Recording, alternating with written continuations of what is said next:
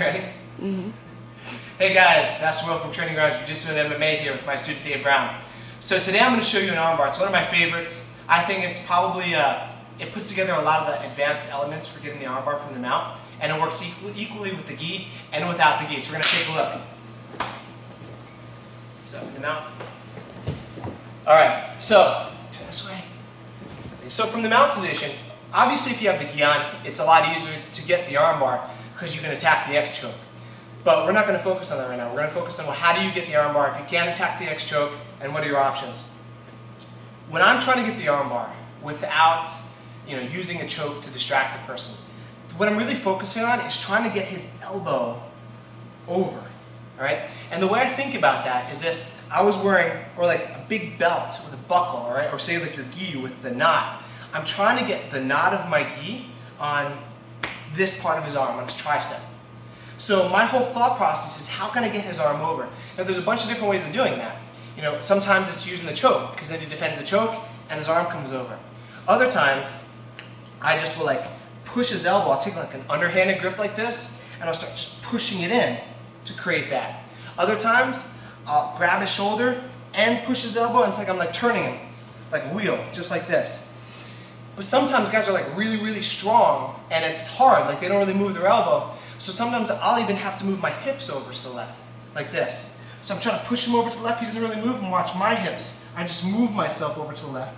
I'll attach my hips, like that, my belt buckle right to his tricep. You see that? And then after I do that, to solidify this position, I'm going to sprawl my left leg out, right? And I'm going to throw my arm to the other side of his head, like this.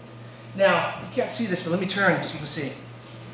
I'm trying to create a vise on his hips. So my left knee is like tight to his right hip, and my right ankle, right here, is tight to the left side of his hip. So I'm like squeezing that together. Now what I'm doing is, by putting my elbow on this side of his head, I'm preventing him from righting himself. Let me show you what I mean. If my elbow wasn't there, he would just turn this way, right? And then I lose his arm, because then he can pull his elbow back down to the ground. So when I do this motion, and I move him over, and I bring my elbow, sprawl my left leg out, elbow comes to the other side of his head, I got a vise going on. What I'm trying to do is make it so that his body is contorted and he can't really right himself. So watch what's going to happen now. My right arm is going to go under his shoulder. And so I go hand on hand. Now once I do this, I'll try to take my left elbow and pull it back even more to crank his neck. Next, I'm going to start pushing my head to 2 o'clock. What that's going to do is it's going to lengthen this arm out like this. So as I start pushing my hips, keep this arm down, watch what happens to this hand. Look, it starts coming out. My head goes down to the ground at 2 o'clock. And as soon as that happens, I'm going to take my left knee and put it up by his head. Right? So I put it maybe like 2 inches above his head. But I'm still holding this grip right here. When my knee touches down, I'm going to take my foot and I'm going to put it underneath his shoulder. Like imagine I have a piece of chalk on my heel.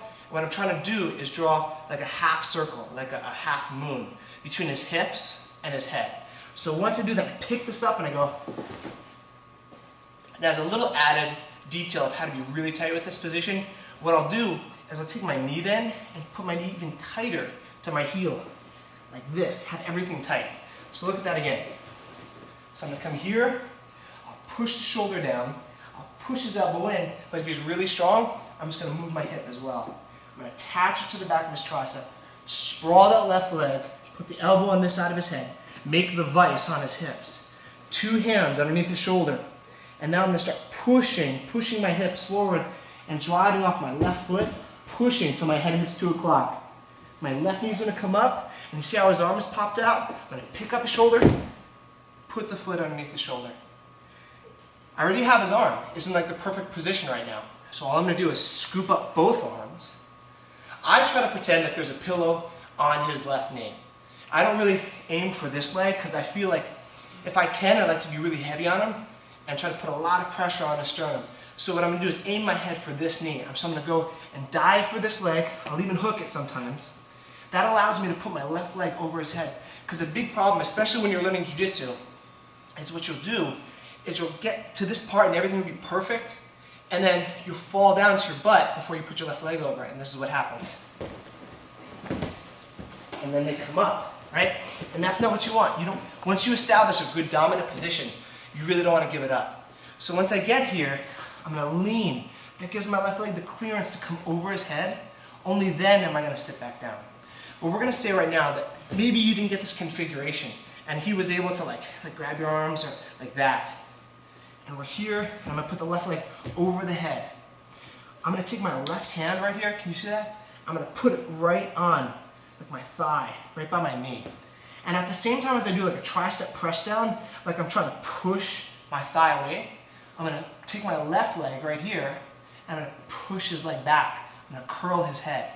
So watch, as I push, I'm going to push his head. Watch what happens. It's like a crowbar. Causes his arm to pop out.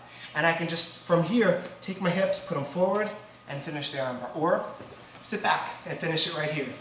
Right? Same thing. Let's do it again. Let's face this way. Move back a little bit. All right. So again, I'm going to push his shoulder, and I'm going to push his elbow in. But I always want you guys to be thinking, if he's really strong, try to move your hips over as well. Just like this. Move my hips as I'm trying to push him. Attach it to the back of his elbow. And watch my left leg. It straightens out, and I make a vise right on his hip. Between my left knee and my right ankle. Now, I put two hands underneath his shoulder, and I'm going to pull his head back. Watch that little motion. Pull his head back. And I'm going to drive my hips forward until my head hits the ground at 2 o'clock. I'm going to take my left knee, put it by his head, and immediately curl my foot under his shoulder, drawing a half circle. Just like this. I'll take my left knee and even put it even tighter to make sure there's no space for him to escape. I'm going to hook his arm. I'm going to grab his leg. And you can grab your arms together, do it like so that's hard. Yeah, we're going to say that I messed up, because if I just continued there, I wouldn't even have to do this last step as far as using the crowbar. So I'm going to grab and watch. I'm going to lean to the pillow. I'm going to put my left leg over the head. And now, I'm going to push my left arm straight as I curl his head back with my left leg. Arm pops right out, and I can finish right on top of him. All right, guys, so hope you liked the technique. Visit us at facebook.com/bjj and nj.com and check out more of our weekly techniques and let us know how you like it.